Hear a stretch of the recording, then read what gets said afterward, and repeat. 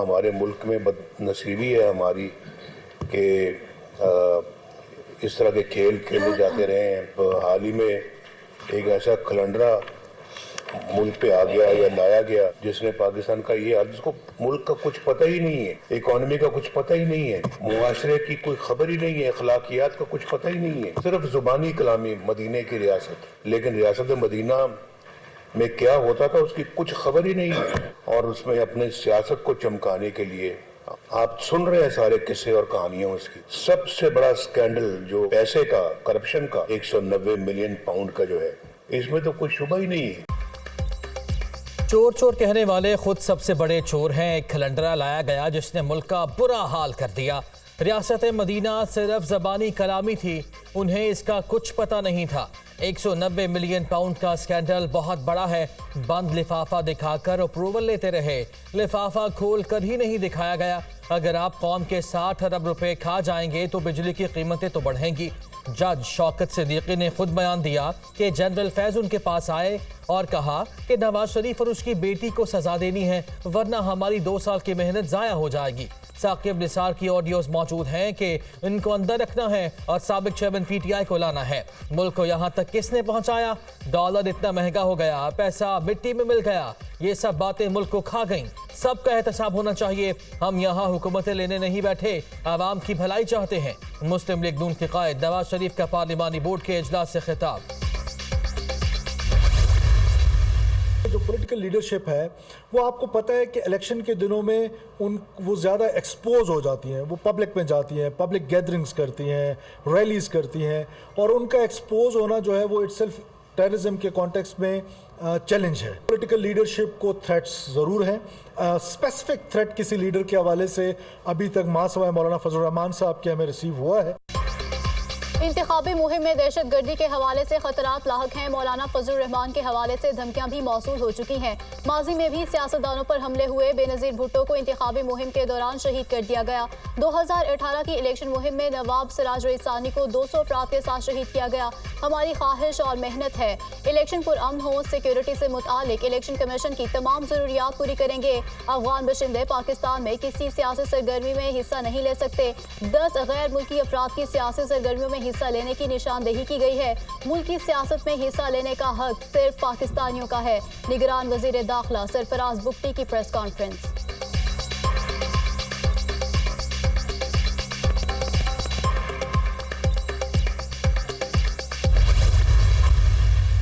दहशतगर्दी के ख़तरात तो हैं, इससे पहले भी थे, लेकिन अब उनकी वजह से इलेक्शन को पोस्टपोन तो नहीं किया जा सकता। बहरहाल ये हुकूमत का फ़र्ज़ है, लॉ इन्फोर्सिंग एजेंसीज़ की ज़िम्मेदारी है कि वो दहशतगर्दी का कलकुमा करें। दहशतगर्दी की वजह से इलेक्शन को मुलतवी नहीं किया जा सकता। निगरान हुकूमत की जिम्मेदारी है वो दहशतगर्दी का खात्मा करे। कानून नाफिज करने वाले इदारे सिक्योरिटी को यकीनी बनाएं। हम पंजाब से 100 से ज़ायद सीटें हासिल करने जा रहे हैं। सूबे में किसी से इलेक्शन अलायंस नहीं कर रहे। सीट एडजस्टमेंट के लिए हमारे दरवाजे सबके लिए खुले हैं। जिस दिन इलेक्शन शेड्यूल का ऐलान होगा उस दिन अपने टिकट होल्डर्स का ऐलान कर देंगे। इलेक्शन शेड्यूल का ऐलान 15 या 16 दिसंबर तक हो जाए तो ये बेहतर है। 2013 के इलेक्शन की तरह अगर कोई मुखालिफ पार्टी 15-20 सीटें ले भी जाए तो क्या फ़र्क पड़ता है। नून लीग रहनुमा राना सनाउल्लाह की लाहौर में मीडिया टॉक।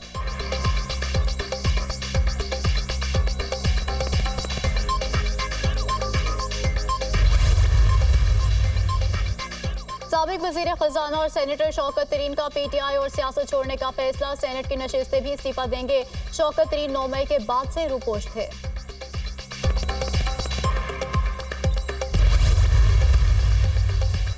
आइंदा इंतखाबात की तैयारियां। इस्तेहकाम पाकिस्तान पार्टी के कायद जहांगीर तरीन और आन चौधरी की शहबाज शरीफ की रिहाइशगाह आमद। इलेक्शन के हवाले से तबादला ख्याल। सीट एडजस्टमेंट पर उसूली इत्तफाक कर लिया गया। सीटों का नंबर क्या होगा ये बाद में तय किया जाएगा। फैसला नवाज शरीफ और कोर कमेटी की मुशावरत से होगा।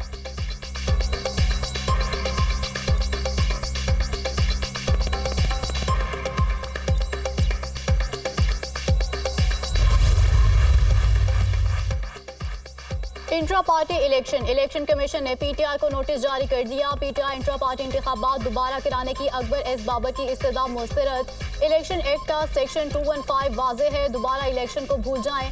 मेंबर इलेक्शन कमीशन इकराम मुल्ला के रिमार्क्स। इलेक्शन कमीशन में पीटीआई इंट्रा पार्टी इलेक्शन के खिलाफ दरखास्तों पर समाअत। 14 दरखास्त गुजार इलेक्शन कमीशन के सामने पेश। पहले इलेक्शन कराने का मौका दिया था, अब नहीं कराए तो उसके असरात होंगे। असरात इलेक्शन एक्ट के सेक्शन 215 में है। मेंबर खैबर पख्तूनख्वा इंतखाबात में 2 रोज कबल इलेक्शन कमीशन तश्कील दिया गया। कागजात नामजदगी हुई, ना स्क्रूटनी और ना ही फाइनल लिस्ट लगी। वकील अकबर एस बाबर के दलाइल। पीटीआई आइन के आर्टिकल 5 में क्या है? मेंबर खैबर पख्तूनख्वा का इस्तिफसार, उसका मतलब है कि बंद कमरे में इलेक्शन करा दें। वकील अकबर एस बाबर का जवाब, आप किस हैसियत से इलेक्शन लड़ रहे थे? क्या आपकी मेंबरशिप खत्म नहीं हो चुकी? मेंबर खैबर पख्तूनख्वा, मेंबरशिप नहीं थी। इस्लामाबाद हाई कोर्ट का फैसला भी मौजूद है। इलेक्शन कमीशन ने समाअत 12 दिसंबर तक मुलतवी कर दी। पीटीआई इंट्रा पार्टी इलेक्शन की समाअत के मौके पर इलेक्शन कमीशन के बाहर एहतजाज, नारेबाजी।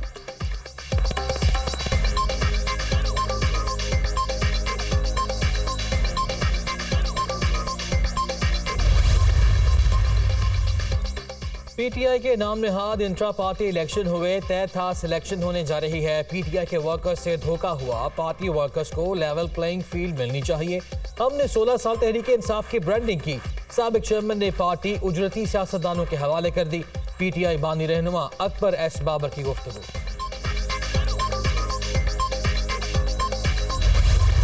इंट्रा पार्टी इलेक्शंस का जो ऑर्डर था कि आप इंट्रा पार्टी इलेक्शन कराए पीटीआई, वो ऑर्डर गैर आईनी और गैर कानूनी था। इसलिए हमने फैसला किया था कि हम उसको चैलेंज करेंगे, लेकिन उसके साथ साथ हमने ये भी फैसला किया था कि हम उस फैसले को फिलहाल मानते हुए हम इंट्रा पार्टी इलेक्शंस भी करा देंगे। तो इंट्रा पार्टी इलेक्शंस तो हमने करा दिए। अब वो उसकी जो दूसरी कड़ी है कि वो जो गैर आईनी ऑर्डर था, हमारा हक है कि हम उसको चैलेंज करें, तो हमने उसको चैलेंज कर दिया है और उस केस को भी फुल बेंच, लार्जर बेंच के पास भेज दिया गया है समाअत के लिए। तो अब लार्जर बेंच के पास 3 इलेक्शन कमीशन ऑफ पाकिस्तान के ऑर्डर्स जो हैं वो समाअत के लिए फिक्स्ड होंगे। इंट्रा पार्टी इलेक्शन का ऑर्डर गैर आईनी और गैर कानूनी था, इसलिए चैलेंज किया। फैसले को मानते हुए इलेक्शन कराए, लेकिन चैलेंज करना हमारा हक है। लार्जर बेंच के पास अब 3 ऑर्डर्स पर समाअत होगी। जब नाअहली खत्म होगी तो साबिक चेयरमैन तहरीक इंसाफ दोबारा आएंगे, इलेक्शन भी लड़ेंगे। नाअहली का नोटिफिकेशन गैर आईनी है, इलेक्शन से रोका गया तो चैलेंज करेंगे। बैरिस्टर अली जोफर की मीडिया टॉक।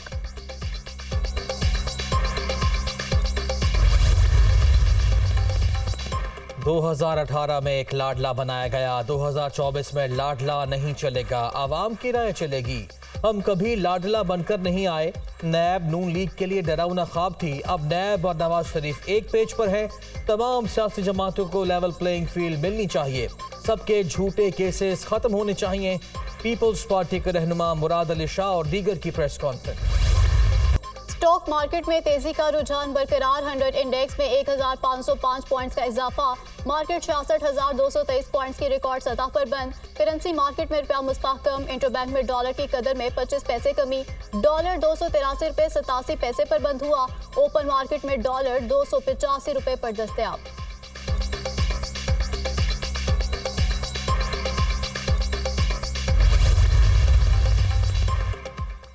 मुल्क की मईशत में बेहतरी के बाद स्टॉक मार्केट में तेजी का रुझान है। स्टॉक मार्केट अपनी तारीख की बुलंद तरीन सतह पर है। IMF के साथ स्टैंड बाई माहिदे से सरमायाकारों में एतमाद आया। पाकिस्तानी मईशत को मुख्तलिफ चैलेंजेस का सामना है। तमाम स्टेक होल्डर्स ने मिलकर मईशत को दोबारा ट्रैक पर डाला है। मुल्क की मईशत में स्टॉक मार्केट का कलीदी किरदार है। हुकूमत सरमायाकारों को हर मुमकिन सहूलत फराहम करती रहेगी। निगरान वज़ीर आज़म अनवारुल हक काकड़ का पाकिस्तान स्टॉक एक्सचेंज में तकरीब से खिताब।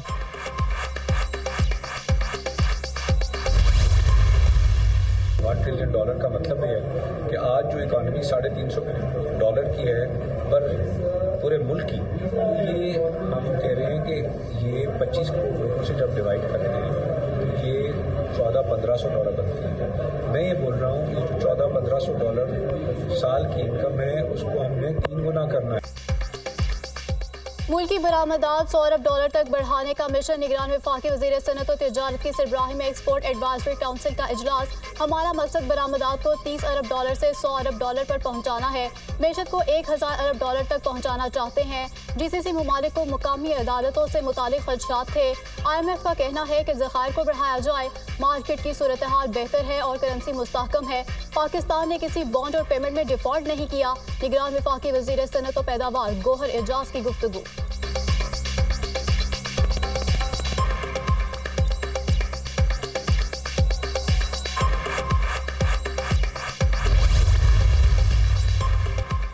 आठ फरवरी को पूरे मुल्क में इंतखाबात होंगे। शफाफ इंतखाबात पर कोई शक नहीं होना चाहिए। सियासी जमातें लेवल प्लेइंग फील्ड का मुतालबा और एक दूसरे पर तानाजनी भी कर रही हैं। हम तानाजनी में अपना हिस्सा नहीं डालना चाहते। आम इंतखाबात की रेस में हमारा कोई घोड़ा नहीं। इलेक्शन कमीशन जो सिक्योरिटी के जिस इदारे की जरूरत पड़ेगी हुकूमत फराहम करेगी। साबिक चेयरमैन PTI ने ट्वीट की या मौकलों ने, मुझे नहीं पता। मुर्तज़ा सोलंकी की न्यूज़ कॉन्फ्रेंस।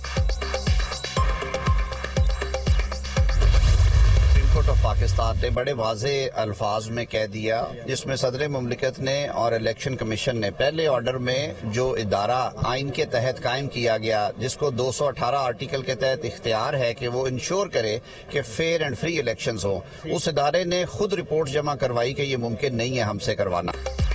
नवाज शरीफ समेत तमाम अफराद पर ताहयात नाअहली खत्म की जानी चाहिए। सुप्रीम कोर्ट के हुक्म के बाद इंतखाबात में ताखिर मुमकिन नहीं।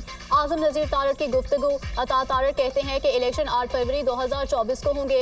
इंतखाबात में ताखिर का कोई जवाब ही नहीं है। नून लीग इलेक्शन में भारी अक्सरियत से कामयाबी हासिल करेगी। मुस्लिम लीग नून को वफाक और सूबों में अक्सरियत लेने में कोई मुश्किल नहीं आएगी। बिलावल भुट्टो हमारे लिए काबिल एहतराम है। पीपल्स पार्टी के पास पंजाब के हर हल्के में उम्मीदवार नहीं।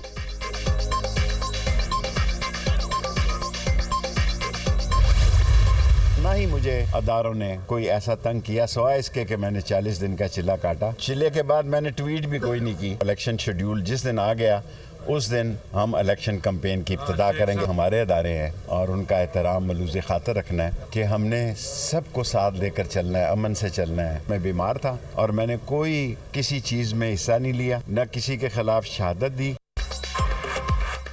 मुझे किसी इदारे ने तंग नहीं किया, सिर्फ 40 दिन का चिल्ला काटा। चिल्ले के बाद ट्वीट करना भी छोड़ दिया। इलेक्शन शेड्यूल आने पर इंतखाबी मुहिम शुरू करूंगा। इदारे हमारे हैं, सबको साथ लेकर और अमन से चलना है। किसी के खिलाफ शहादत नहीं दी। इलेक्शन ना हुए तो पुरानी तनख्वाह पर काम करेंगे। सरबराह अवामी मुस्लिम लीग शेख रशीद।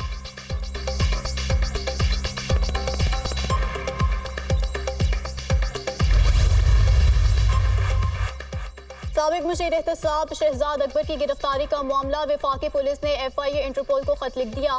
शहजाद अकबर को थाना सेक्रेटेरिएट के मुकदमे में 2 दिसंबर को इश्तिहारी करार दे दिया गया था। शहजाद अकबर के खिलाफ मुकदमा फ्रॉड और दीगर संगीन विवाद के तहत दर्ज किया गया था।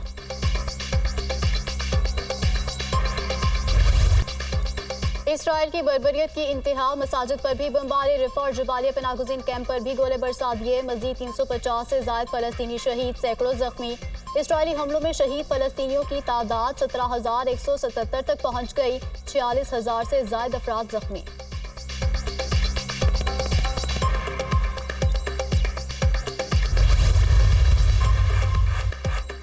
हमास का इसराइल पर कारी वार। झड़प में इसराइल के साबिक आर्मी चीफ का बेटा हलाक। जंगजू होने से होनी फौज के बेटे को भी जहन्नुम हासिल कर दिया। इसराइल के 2 फौजी अफसरों को गजा में एक झड़प के दौरान मारा गया। साबिक आर्मी चीफ गादी आइज़नकोट इसराइली काबीना में वजीर भी हैं।